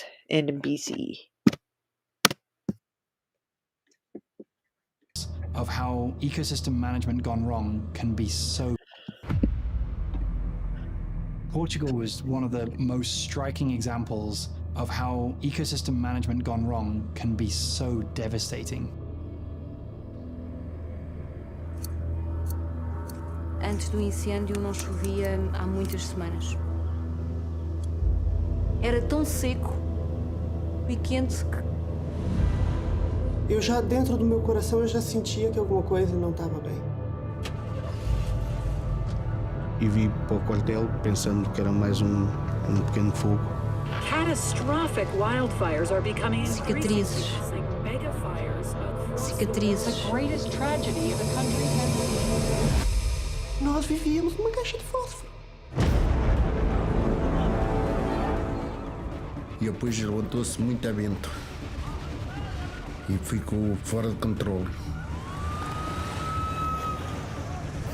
Foi pena não conseguimos salvar aquela gente toda. Isso é que é a nossa mágoa.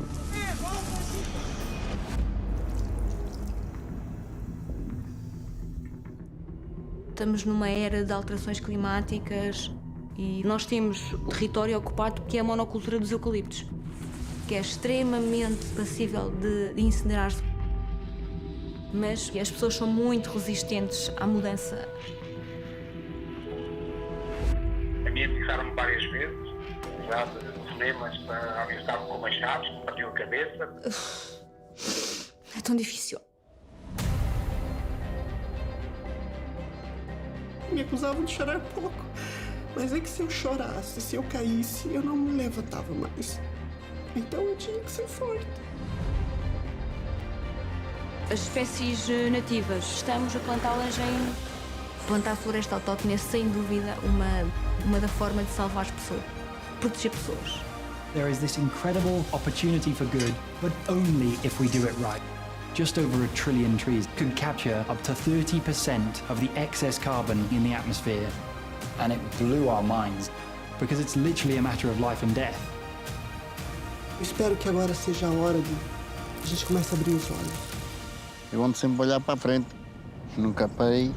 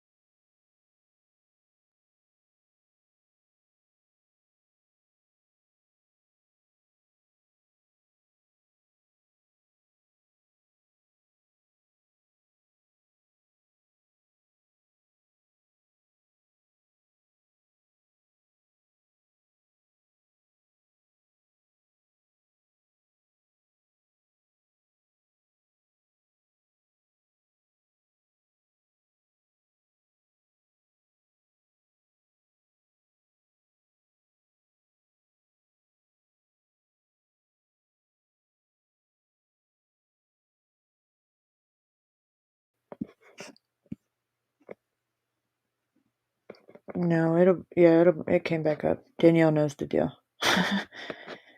Most people, myself included, used to like, oh my god, that's the black screen, and they panic and they just end the stream. But if you wait it out, you can revive yourself.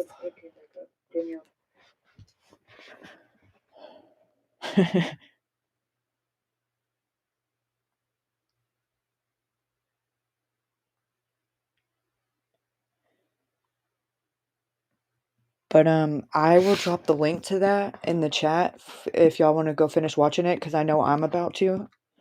Since YouTube is being a winker. Let me go to my history 1 second. It's called. Never mind. I'll just drop the link. It's easier.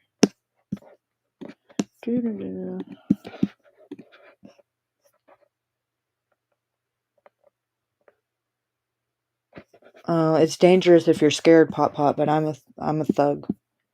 I don't care. I'm not monetized, and I don't really mind. I live for copyright. What's it called? It's not a strike. It doesn't affect your channel, but it's just a claim. You know. I'm not a. I don't sweat it. I don't care. I'm a rebel. No. 1 second.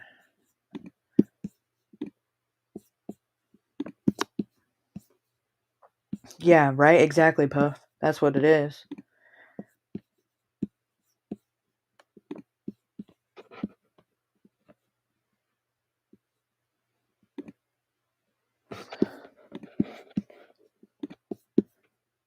Heaven forbid somebody can learn something, get educated. That is unacceptable. Naughty, naughty. Okay, that is the link to it.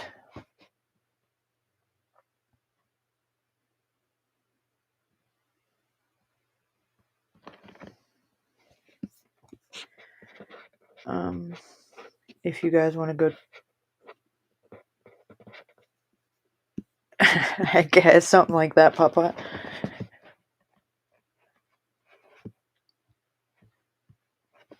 But it's about, let me see, the video documentary. It's about 35 minutes long.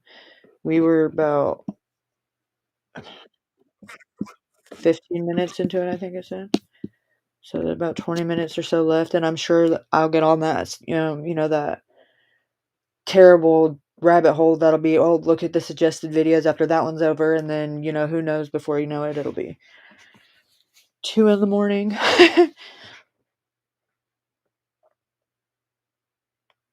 But honestly, like, I'm chomping at the bit. I'm about to go finish watching that documentary.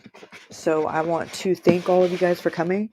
Y'all were very behaved in the chat. If there was anything that came across that didn't need to be there, I didn't see it. So y'all definitely did your job there. You asked some very good questions. I think she was with her experiences on YouTube. I think that she'll be able to talk about that one as a good one. So I'm very thankful and happy that you guys we were all able to do that, give her a good experience, because I've watched some that I didn't know that she was on a few years ago, and they were just terrible. But we all know what that can be like on YouTube. So I think it went very well. I will be planning to kind of do a follow-up with this. I'm going to give it a couple of days and kind of do a little bit more research on this avenue of it and see what I turn up. But in the next day or two, I want to come up and do a live stream, and I want to dive into some things with Alex again. Because I had a couple of people reach out to me regarding their take on what they see on the video, and I want to kind of go over that and give that theory and idea some light, because it kind of makes sense. So I'll schedule it in advance. I'm not gonna say it'd be like 2 days in advance like this, but I'll give enough time where it'll send the notification out. School is back in, so it'll be regardless. It'll be evening time, or what's kind of like it was today. If not tomorrow, then for sure the next day. But I'm gonna shoot for tomorrow if everything goes as planned, because I have everything ready and prepared. I just have to have the time to come up here and be able to dive into it. So, with all that being said, I will see y'all out here on these YouTube streets, and stay warm. It's officially cold in Florida, and I know if it's cold here, that means it's really cold where y'all are at. So stay warm, and don't let the people, or how did Miss Ashley say it? Don't allow shade from a tree that doesn't bear fruit. And I'll leave on that note. Y'all have a good night. Thank y'all for coming. Thank you so much. Thank you so much. Bye.